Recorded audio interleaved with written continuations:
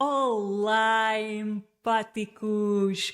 O meu nome é Margarida Partidário e estamos de volta às conversas de empatia empoderadas por esta sinergia com a executiva.pt. A minha convidada de hoje é uma líder tradutora do comportamento humano e com ela vamos falar sobre a importância da empatia na cultura organizacional das empresas enquanto continuamos a explorar a importância da empatia na construção, visão e atuação de uma líder. Apresento-vos a Ana Val. A Ana iniciou a sua carreira pela psicologia clínica após ter concluído a sua licenciatura em psicologia. Esteve no Instituto de Droga e Toxicodependência, na Clínica de Saúde Mental do Porto e depois trocou a atividade clínica pela atividade corporativa.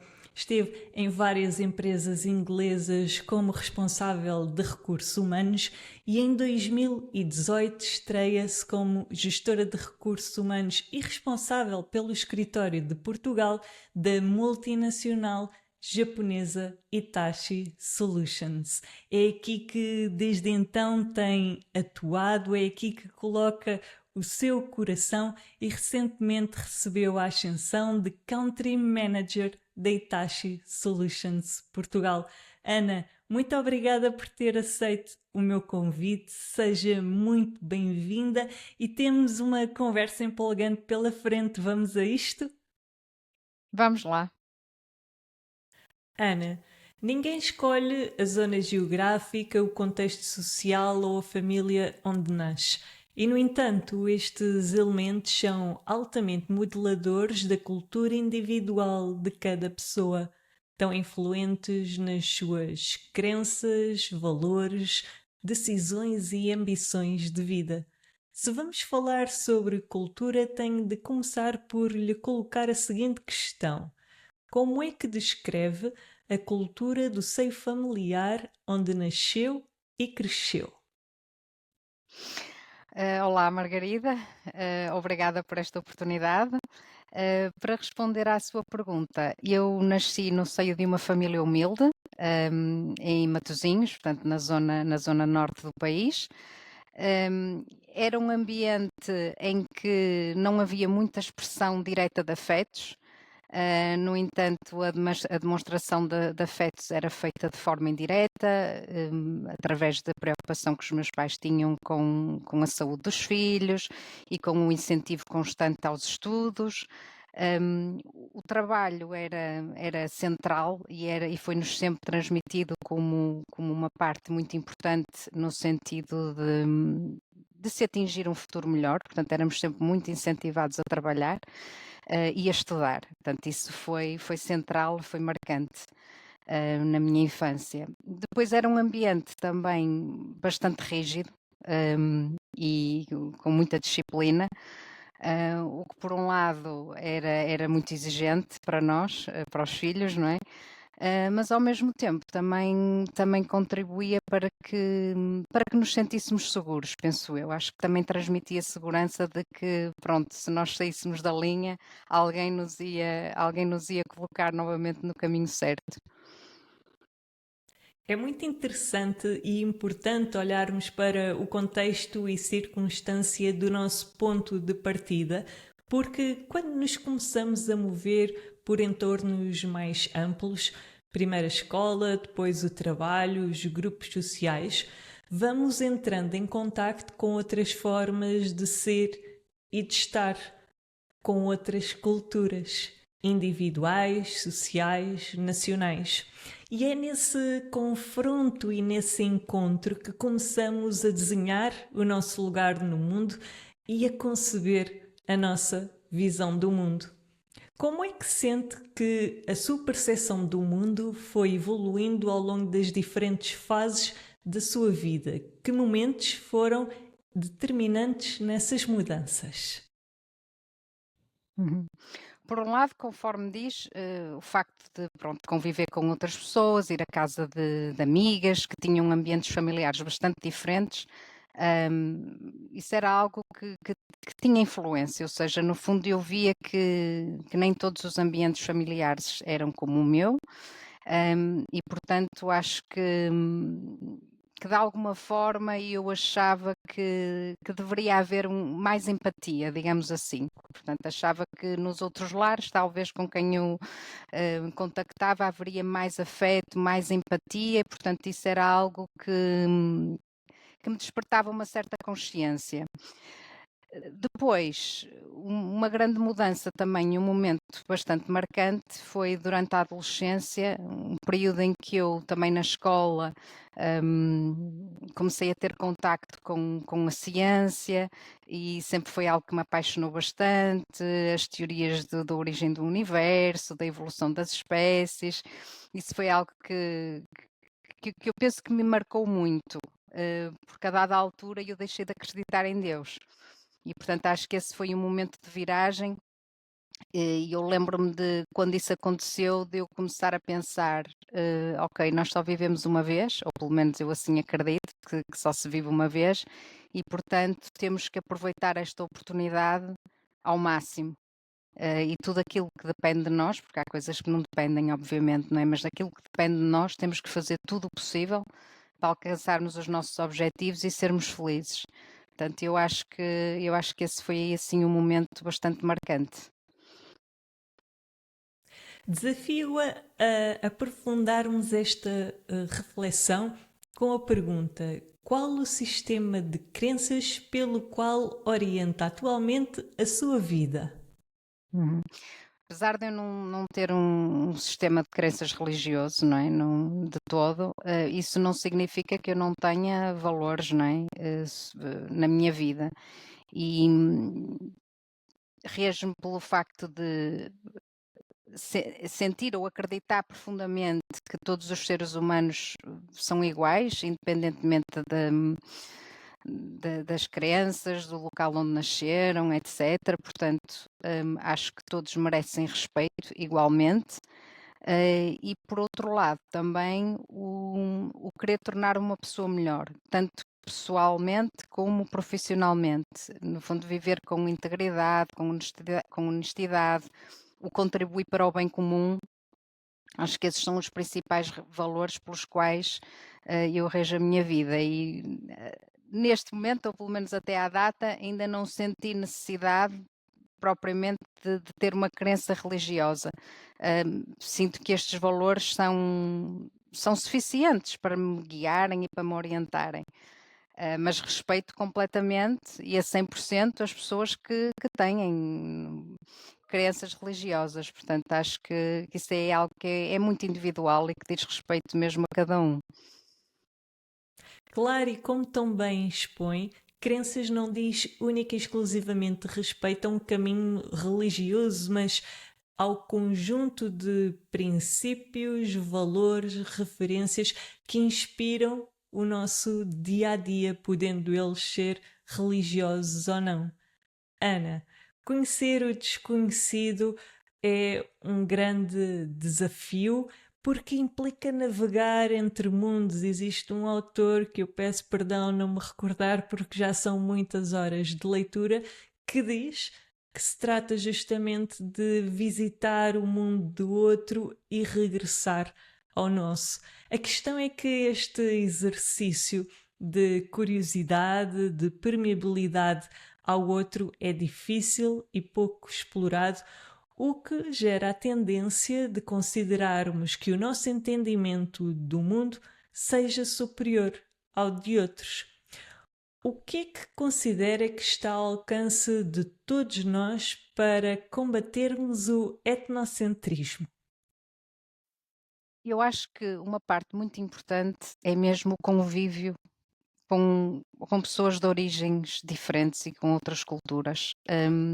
Eu sempre tive muita curiosidade por viajar e, portanto, isso também me deu algumas oportunidades, mas mais ainda do que viajar, quando eu vivi no Reino Unido, hum, nesse aspecto tive uma experiência muito enriquecedora em termos de diversidade cultural.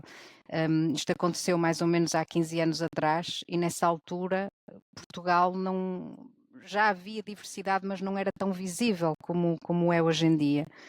E, portanto, para mim foi uma mudança muito grande quando eu fui viver para a Inglaterra e me confrontei com pessoas no dia a dia a trabalhar comigo de origens muito diversas.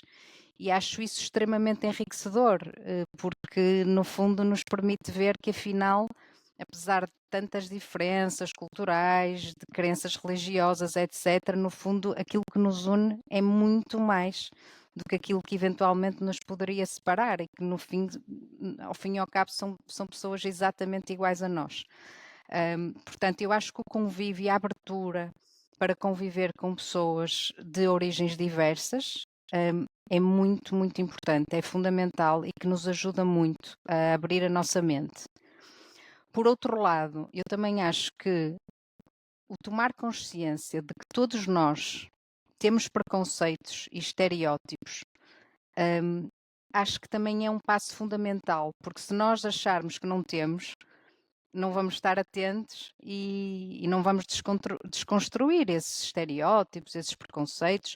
Um exemplo que me aconteceu muito recentemente, eu estava no aeroporto do Porto, numa fila para embarcar, e estava uma pessoa à minha frente e eu queria fazer uma pergunta, não sei por que motivo, ou se calhar até sei porque depois refleti, mas apesar de eu estar num aeroporto em Portugal, no Porto, alguma coisa no aspecto daquela pessoa me fez achar que a pessoa era estrangeira e comecei a falar para a pessoa em inglês. Pronto, trocamos algumas palavras em inglês e depois, a dada altura, eu parei um bocadinho para pensar e perguntei: olha, mas fala português? Ah, sim, sim. Pronto, afinal aquela pessoa era portuguesa. Mas alguma coisa no aspecto dessa pessoa me fez crer, portanto, algum estereótipo que eu tinha me fez achar que aquela pessoa não era portuguesa. Ou seja, este é um exemplo que eu acho que mostra que realmente todos nós sofremos desses preconceitos, desses estereótipos que nos foram sendo incutidos ao longo da nossa vida, através da sociedade, dos meios de comunicação social, da escola, da família, etc. E o nós estarmos atentos, acho que ajuda imenso para podermos realmente mudar e cada vez mais evoluir para uma sociedade em que cada vez mais isso deixe de existir. Sem dúvida, gosto muito desta chamada de atenção que faz à responsabilidade de nos irmos policiando, porque, como tão bem disse, estamos expostos a muita informação que se instala no nosso subconsciente sem muitas vezes nos darmos conta e que não só exercem a sua influência sobre o nosso pensamento, como também sobre o nosso sentimento e o nosso comportamento. Ana, desafio-a a olharmos agora para a realidade corporativa, porque é na empresa onde confluem estas muitas culturas individuais, e foi esta a razão que me fez iniciar a nossa conversa pela cultura individual, para, uma vez chegada à cultura organizacional, percebermos que este é um ecossistema vivo onde estas muitas culturas individuais estão em constante e contínua interação, acordando e sendo cúmplices para com aquilo que é a visão definida por um líder. Como é que se acolhem tantas idiosincrasias e ainda se constrói uma visão comum, coletiva, que seja sentida e partilhada por todos? Eu acho que uma parte importante é haver uma definição clara de valores, que sejam suficientemente amplos, para poderem ser abraçados por todas as pessoas, independentemente da sua cultura. No caso da Itachi, nós regemos-nos pelos valores do grupo Itachi, que são a harmonia, a sinceridade e o espírito pioneiro, que são valores que são amplos e que são perfeitamente passíveis de serem abraçados e sentidos por pessoas de diversas culturas. Ou seja, era aquilo que eu dizia há pouco, não é? Independentemente das nossas diferenças, eu acho que há muito mais em comum do que aquilo que nos poderia eventualmente separar. Portanto, esse acho que é um ponto importante, ou seja, definir os valores e que esses valores sejam comuns a toda a gente. Ou seja, no fundo, vamos estar a valorizar aquilo que nos une. Por outro lado, também acho que é importante haver momentos e espaços em que a diversidade é celebrada, digamos assim. Nós aqui tentamos e organizamos muitas vezes e com regularidade espaços em que celebramos essa diversidade. Ou seja, temos eventos em que realmente celebramos o facto de termos pessoas de diferentes países, de diferentes culturas, de diferentes etnias, diferentes crenças religiosas, e criamos mesmo esses momentos de celebração e de partilha em que, por exemplo, pessoas de diferentes culturas partilham receitas típicas do seu país, por exemplo, tradições, porque lá está, não é? Temos que celebrar aquilo que é em comum, mas também celebrar a diferença. Penso que é preciso um esforço ativo para que isso aconteça e não dar por adquirido. E nós aqui tentamos fazer isso, tentamos criar momentos em que isso é celebrado.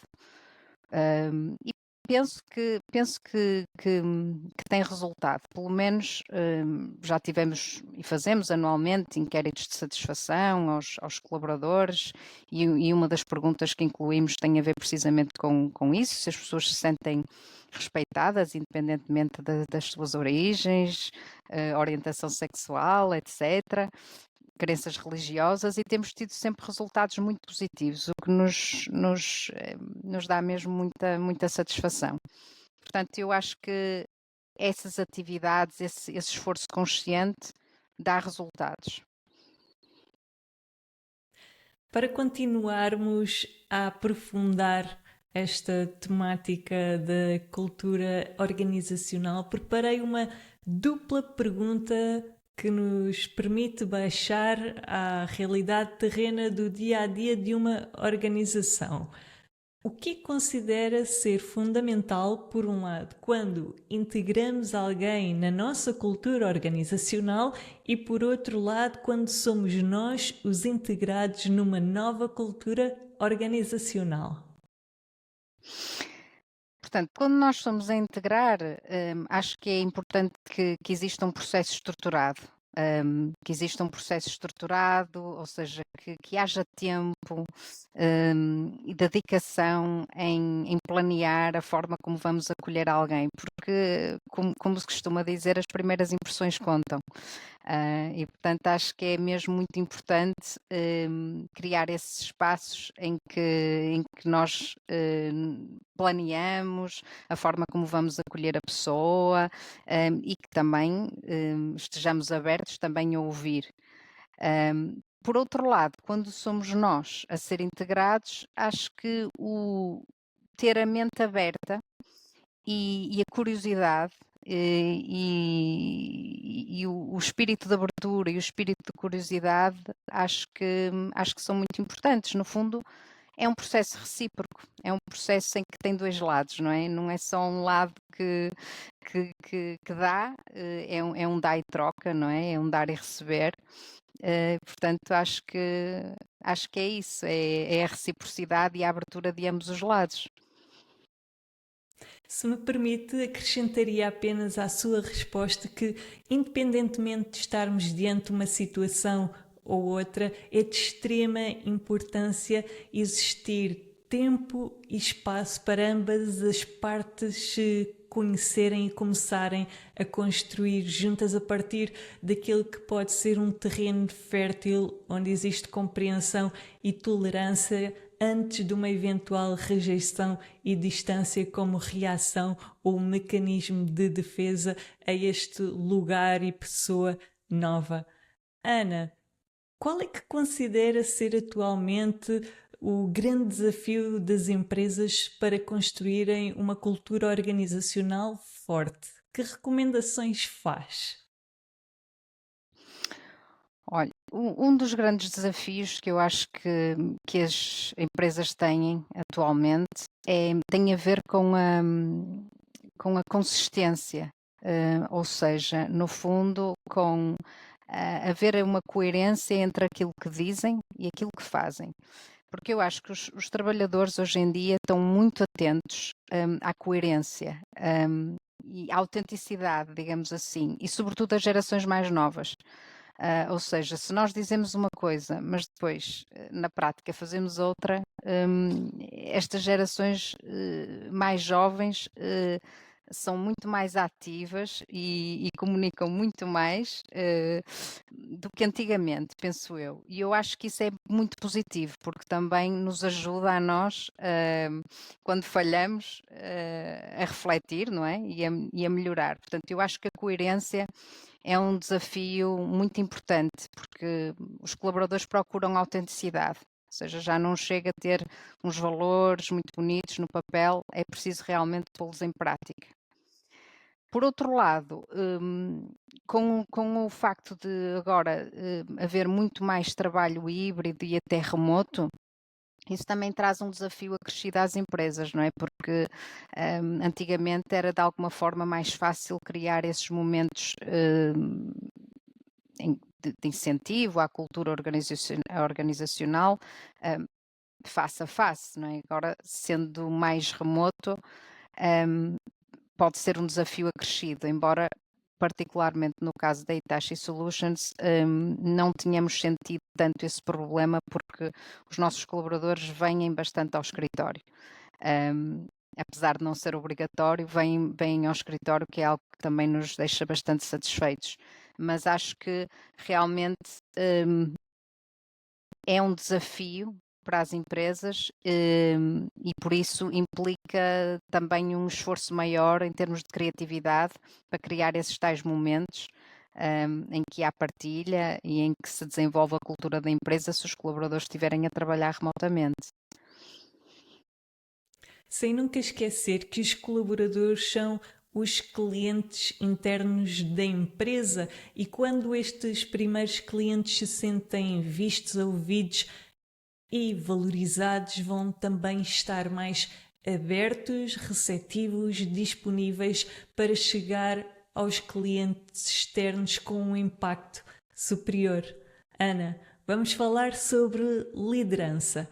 A Ana trabalha atualmente para uma multinacional japonesa. É Country Manager da Hitachi Solutions. E imagino que culturalmente existam muitas diferenças enriquecedoras. A minha pergunta para si é: como é que a Hitachi Solutions usa a sua cultura para ir além de si mesma e impactar positivamente o mundo? Pedi-lhe que desse exemplos. Sim, nós temos uma equipa de Corporate and Social Responsibility que se dedica exclusivamente a promover atividades precisamente de impacto social e também tanto interno como externamente. Essa equipa é formada por voluntários, ou seja, pessoas que têm o seu papel principal na empresa não é esse, portanto têm outros papéis, desempenham outras funções, mas que são apaixonadas pela área, então se dedicam a organizar essas atividades e esses eventos. Isto vai desde atividades de limpeza de praia ou de floresta, organização de donativos, ações de sensibilização, de impacto ambiental, por exemplo. E além disso, também temos algumas políticas de incentivo ao voluntariado. Por exemplo, os nossos colaboradores podem usar até 5 dias por ano pagos a 100% pela empresa para atividades de voluntariado, à escolha deles. E também temos a Match Giving Policy, portanto, que significa que se um colaborador fizer um donativo, uma instituição à sua escolha, a Hitachi faz um match, ou seja, faz um donativo igual. Portanto, são várias as atividades e as políticas que temos no sentido de estimular a que essa cultura que nós vivemos aqui dentro também passe lá para fora. E eu penso que acaba por ter influência, porque mesmo o próprio facto de nós termos essa cultura de incentivo à diversidade, de apoio à diversidade, tudo isso acho que acaba por estimular, direto ou indiretamente, que os nossos colaboradores também pensem um bocadinho assim. Portanto, acho que é um esforço a vários níveis. mas penso que sinceramente que acaba por ter um impacto bastante positivo. Gostei muito das medidas que indicou e uma em especial que me parece importante iluminar: o facto deste voluntariado corporativo, entendermos que somos agentes de mudança, que podemos deixar o nosso contributo para além daquelas que são as nossas funções, pelo simples facto de nos identificarmos com as causas e encontrarmos os momentos de articular esta atividade paralela. Ana, o que é que a liderança portuguesa pode aprender com a liderança japonesa e vice-versa? O que é que a liderança japonesa pode aprender com a liderança portuguesa? Eu acho que são dois estilos de liderança realmente bastante diferentes. Os japoneses, eu acho que são mais formais, mas que planeiam mais a longo prazo. E, portanto, acho que poderíamos aprender um bocadinho com eles no sentido do planeamento, a longo prazo, no fundo, de serem mais, digamos que preocupados com o bem comum, e mais cautelosos, digamos assim. Hum, por outro lado, os portugueses acho que são mais informais, e que têm mais proximidade com as pessoas. Eh, Ao mesmo tempo também têm uma capacidade de se adaptar e de reagir se calhar maior, ou seja, no fundo se calhar a capacidade também de com pouco fazer muito, no fundo utilizar os recursos de forma mais criativa, digamos assim. Portanto, no fundo, nenhuma é melhor que a outra, se calhar complementam-se, digamos assim. Sem dúvida. E falar sobre liderança leva-nos a consciencializar que a compreensão por parte de profissionais e empresas sobre liderança tem evoluído muito ao longo destas últimas décadas. Temos transitado destes estilos de liderança mais autocráticos para estilos de liderança mais democráticos e focados no desenvolvimento das equipas. Os tempos exigem também líderes mais conscientes. E liderar, no verdadeiro sentido da palavra, advém de um voto de confiança que os liderados atribuem àquele que se propõe a ser líder. Na minha opinião, para um líder encontrar a sua verdade, esta autenticidade, esta transparência que vai servir de magnetismo para conquistar o voto de confiança das pessoas, acontece quando o líder olha para si, quando se aprofunda na sua condição humana. Ana, qual o momento mais transformador da sua liderança e o que é que provocou esse salto emocional?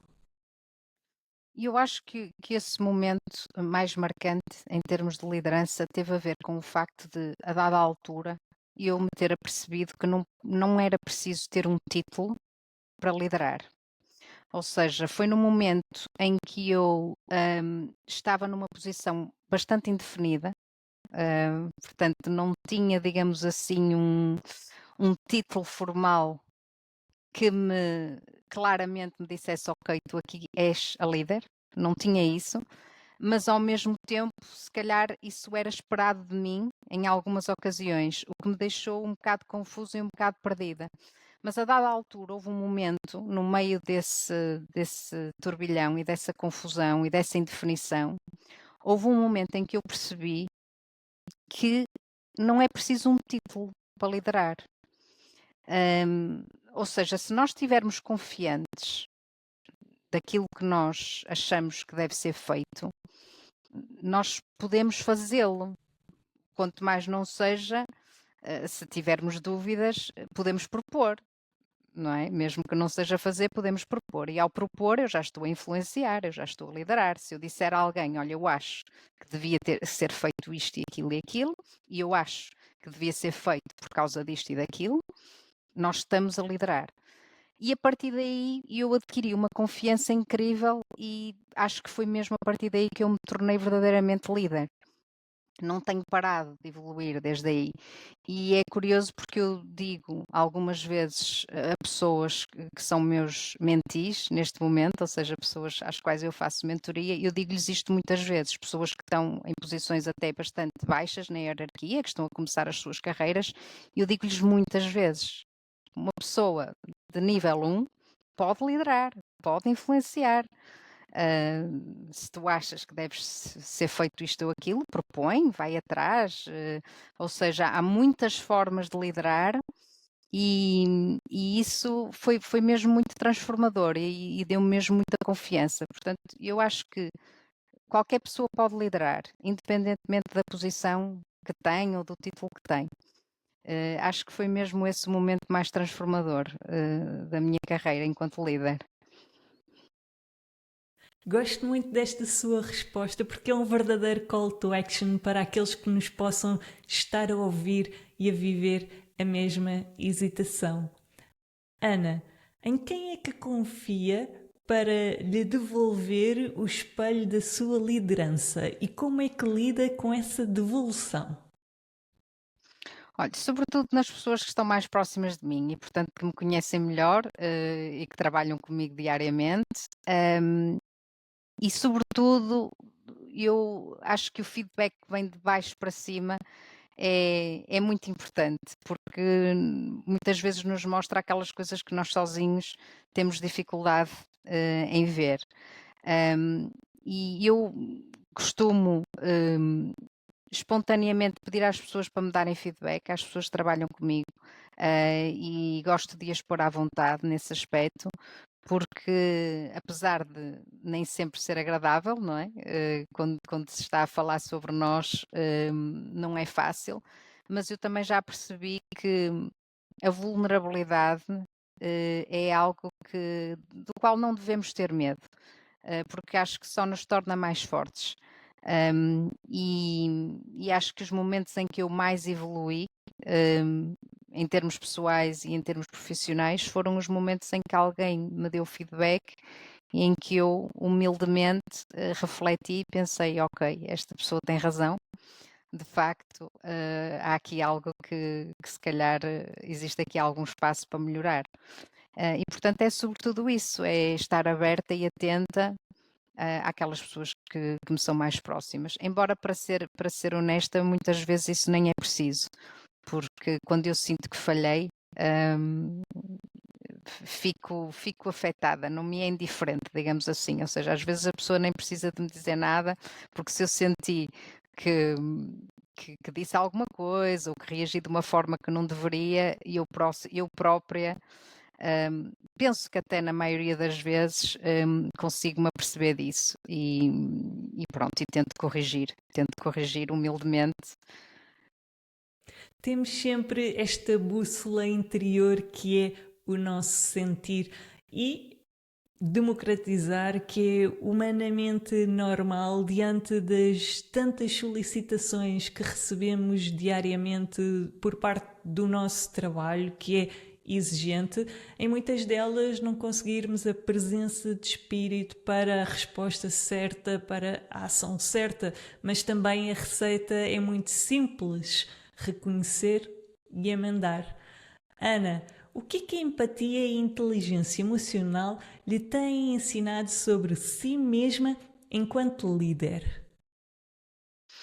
Olha, em relação à empatia, eu penso que tem muito a ver com o facto de nós não podermos exigir que os outros sejam iguais a nós, se comportem como nós. Ahm, e isso é algo que eu também aprendi muito com o meu background como psicóloga, não é? Porque eu comecei a minha carreira como psicóloga clínica. O facto de eu ter conhecido muito de perto e ouvido histórias de muito, muito, muito de perto de pessoas tão diferentes e com histórias completamente diferentes umas das outras, abriu muito os meus horizontes no sentido de perceber que as pessoas são todas diferentes e nós não podemos, de modo algum, exigir que as pessoas se comportem como nós ou que reajam da mesma forma que nós. E, portanto, acho que isso que é fundamental no trabalho.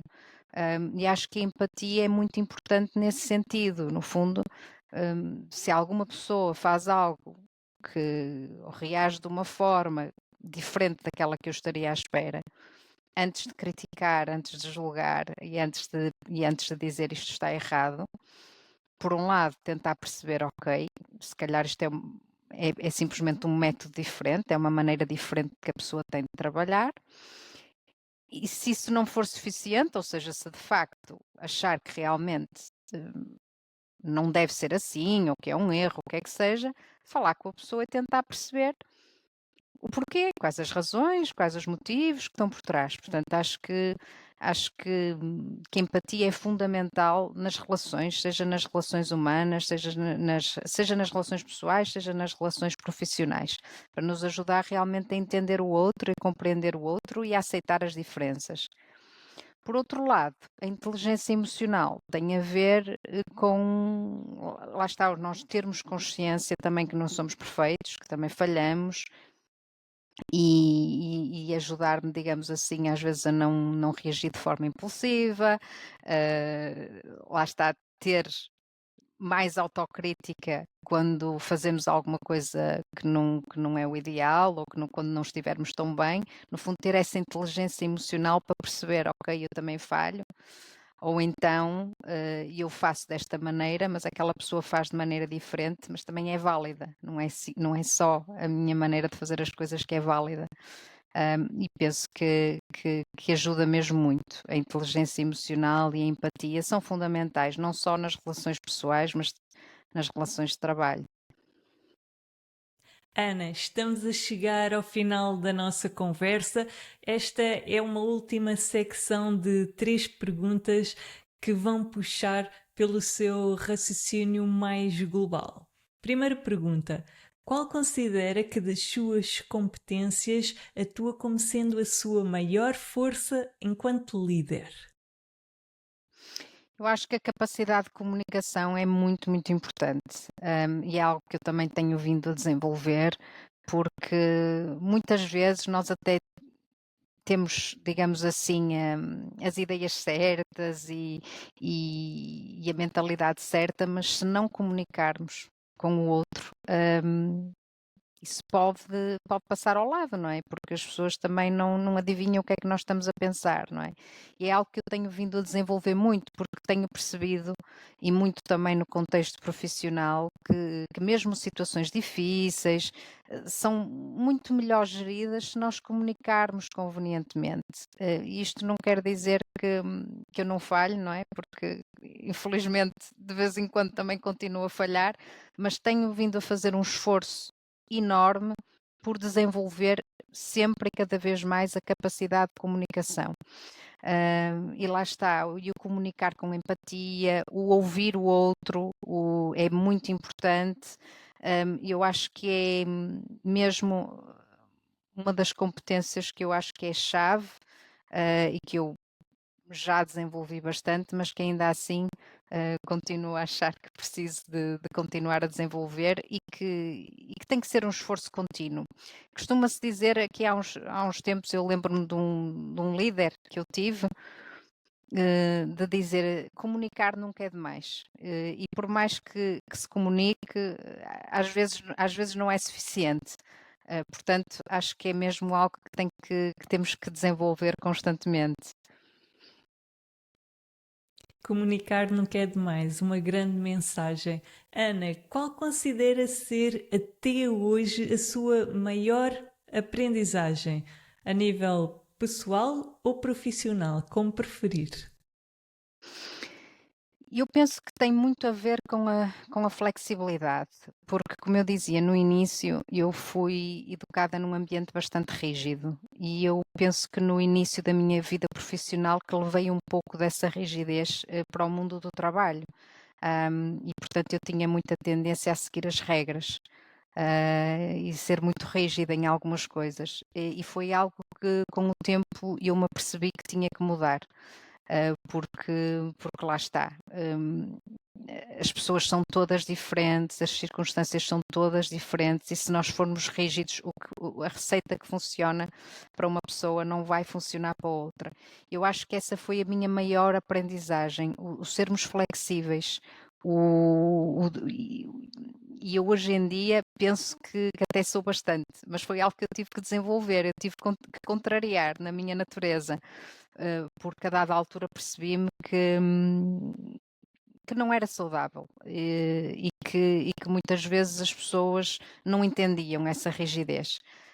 E eu agora penso um bocadinho ao contrário, eu penso, é bom existir regras, mas as regras existem para que possam haver exceções. Portanto, acho que é essa a maior aprendizagem. Que bem. Ana, última pergunta. O que é que mais se orgulha de ter semeado no mundo até ao dia de hoje? E se for mãe, não vale dizer filhos, senão eu obtenho sempre a mesma resposta a esta pergunta. Ok, ok. Pronto, é assim, em termos profissionais, sem dúvida alguma, que o que mais me orgulha é ter criado um ambiente na Hitachi Solutions em que existe hum, muita colaboração, um espírito de entreajuda muito grande, em que de facto não há um incentivo à competição, mas pelo contrário, há um incentivo à colaboração, em que nos apoiamos todos muito uns aos outros. Obviamente que eu não construí isso sozinha, não é? Construí porque tive a sorte também de trabalhar com pessoas que pensam da mesma maneira que eu e que também se revêem nesse tipo de ambiente. Mas é algo que realmente que me orgulha bastante. E por outro lado também o participar em programas que permitem o desenvolvimento de pessoas e assistir a pessoas que entram aqui vindas da faculdade ou então com muito pouca experiência profissional, e vê-los a evoluir, a progredir e dar oportunidade às pessoas, no fundo, de serem elas próprias num ambiente de trabalho, e serem felizes no trabalho é algo que me dá mesmo muita, muita satisfação de fazer parte desse ambiente. A nível pessoal é um bocadinho mais complicado, porque eu não posso repetir, não é? Não posso repetir, pronto. Mas posso dizer que, além da minha filha, não é? Que obviamente é, é uma pessoa de quem eu me orgulho muito. Eu tenho uma relação muito especial também com os meus sobrinhos, porque os meus irmãos são bastante mais velhos que eu. E, portanto, quando os meus irmãos começaram a ter filhos, eu era adolescente. E criei com os meus sobrinhos uma relação muito, muito, muito próxima. E o poder acompanhar o crescimento deles, vê-los a crescerem-se, a tornarem-se adultos, é algo também que me orgulha bastante, estar presente na vida deles. Portanto, pronto, não foi filhos, mas foi um bocadinho parecido. Mas não dá para fugir, não dá para fugir. Se realmente é para falar daquilo que eu mais me orgulho, eu tenho mesmo que falar da família. Eu sei que é absolutamente incontornável. Ana, muito obrigado por esta generosa partilha, pelo seu contributo para construirmos entre todos este conhecimento, esta consciência coletiva que se pretende traduzir em dicas, boas práticas para aqueles que nos escutam poderem também obter soluções para os seus desafios do seu dia a dia. Ana, muito obrigada pela sua companhia ao longo desta nossa conversa. E eu é que agradeço a oportunidade. Foi muito agradável. Obrigada. Quanto a nós, tu e eu, e em tom de mensagem de conclusão, para mim era importante, muito importante, esta conversa com a Ana para trazer à reflexão e à discussão esta noção de que somos um ser multicamada, o resultado, o produto humano do nosso contexto e circunstância. E o nosso ponto de partida não tem forçosamente de ser o nosso ponto de chegada. Temos a autoconsciência, a autorresponsabilização, o autodesenvolvimento e a autoliderança. Olhar para nós, desconstruir este puzzle humano que somos é cada vez mais necessário quando nos mesclamos com outras culturas individuais e, por outro lado, quando fazemos parte da cultura organizacional de uma empresa. Muito obrigada por ter estado desse lado. Já sabes, eu voltarei em breve com mais uma líder inspiradora e espero que fiques muito bem. Até lá!